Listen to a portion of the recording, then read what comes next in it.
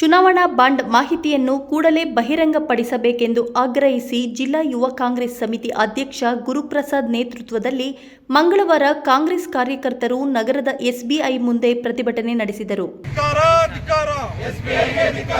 ಚುನಾವಣಾ bond ಮುಚ್ಚಿಡುತ್ತಿರುವ ಎಸ್ಬಿಐಗೆ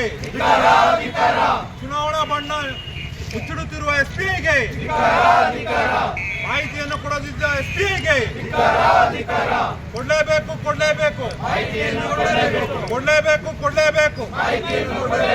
supreme court ಆದೇಶವನ್ನು ತಿರಸ್ಕಾರ ಮಾಡುತ್ತಿರುವ ಎಸ್ಬಿಐಗೆ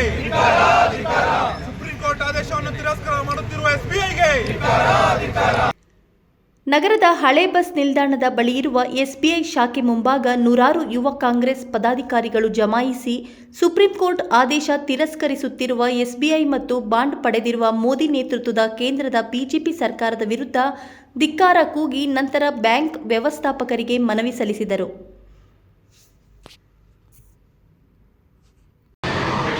ಗುರುಪ್ರಸಾದ್ ಆರ್, ರಾಮನಗರ ಜಿಲ್ಲಾ ಯುವ ಕಾಂಗ್ರೆಸ್ನ ಅಧ್ಯಕ್ಷ. ಇವತ್ತು ನಾವು ಎಸ್ ಬಿ ಐ ಬ್ಯಾಂಕ್ನ ಮ್ಯಾನೇಜರ್ಗೆ ಒಂದು ಮನವಿ ಮಾಡಿದ್ದೀವಿ.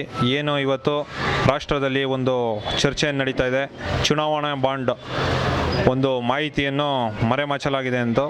ಅದರ ಮಾಹಿತಿಯನ್ನು ಈಗಾಗಲೇ ಸುಪ್ರೀಂ ಕೋರ್ಟ್ ಅವರು ಫೆಬ್ರವರಿ 17ನೇ ತಾರೀಕು ಕೊಡಬೇಕು ಅಂತ ಆದೇಶವನ್ನು ಹೊರಡಿಸಿದೆ.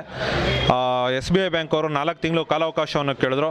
ನಿನ್ನೆ ಸುಪ್ರೀಂ ಕೋರ್ಟ್ ಅವರು ಅದನ್ನು ಇವತ್ತು ಸಂಜೆ 5 ಗಂಟೆ ಒಳಗಡೆ ಮಾಹಿತಿ ಕೊಡಬೇಕು ಅಂತ ಒಂದು ಆದೇಶನ ಹೊರಡಿಸಿದ್ರು. ಅದರ ಕುರಿತು ನಾವು ಇವತ್ತು ಕರ್ನಾಟಕ ರಾಜ್ಯಾದ್ಯಂತ ಇವತ್ತು ಯೂತ್ ಕಾಂಗ್ರೆಸ್ ವತಿಯಿಂದ ಒಂದು ಕೇಂದ್ರ ಕಚೇರಿ, ಜಿಲ್ಲಾ ಎಸ್ ಬಿ ಐ ಕೇಂದ್ರ ಕಚೇರಿಯಲ್ಲಿ ಒಂದು ಮನವಿಯನ್ನು ಮಾಡಿದ್ದೀವಿ. ಅವರು ರಾಷ್ಟ್ರ ಕೇಂದ್ರ ಕಚೇರಿಗೆ ಇವ್ರ ಮೂಲಕ ಒಂದು ತಲುಪಿಸ್ಕೊಟ್ಟಿದ್ದೀವಿ.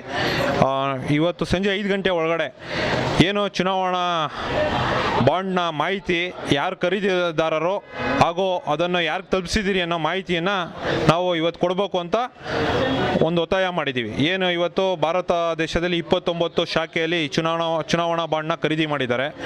ಅದರ ಮಾಹಿತಿಯನ್ನು ಇವ್ರು ಯಾಕೆ ಮರೆಮಾಚ್ತಾ ಇದ್ದಾರೆ, ಅದರ ಉದ್ದೇಶ ಏನು, ಯಾಕೆ ಅದು ಮಾಹಿತಿ ಕೊಡ್ತಾ ಇಲ್ಲ, ಎಸ್ ಬಿ ಐಗೂ ಈ ಚುನಾವಣಾ ಬಾಂಡ್ನ ಇದಕ್ಕೂ ಏನು ಸಂಬಂಧ ಅನ್ನೋದನ್ನ ನಾವು ಇವತ್ತು ಕೇಳ್ತಾ ಇದ್ದೀವಿ.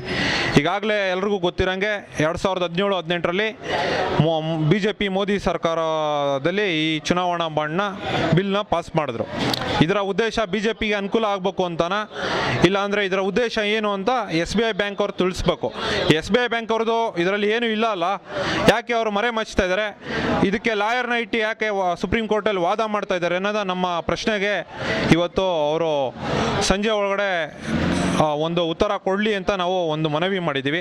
ನಿಮ್ಮ ಮಾಧ್ಯಮ ಮೂಲಕ ನಾವು ಇವತ್ತು ಒತ್ತಾಯ ಮಾಡಿದ್ದೀವಿ. ಅದರಂತೆ ಇವತ್ತು ಸಂಜೆ 5 ಗಂಟೆಯಲ್ಲಿ ಅವ್ರು ಕೊಡಲಿ ಅನ್ನೋದು ನಮ್ಮೆಲ್ಲ ಆಶಯ.